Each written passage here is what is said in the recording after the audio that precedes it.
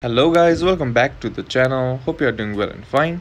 And in today's video, I'll be showing you how to download videos on TikTok Lite. So without wasting any time, let's just jump right in the video and make sure to watch this video till the end and follow the steps as well.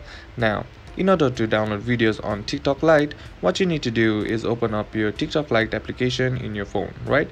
And once you open it, here you'll be seeing a homepage like this, right? Now simply all you gotta do is select the video that you want to download and then tap on the screen, and that pauses your video. Now on the right hand side of the screen you'll see an arrow icon, right?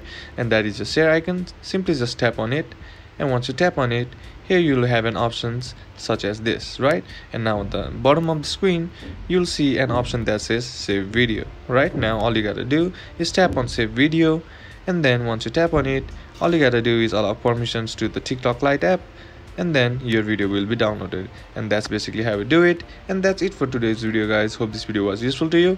Leave a like if it did, comment down below what the next video should be on, consider subbing to the channel. Thank you for watching. Bye bye.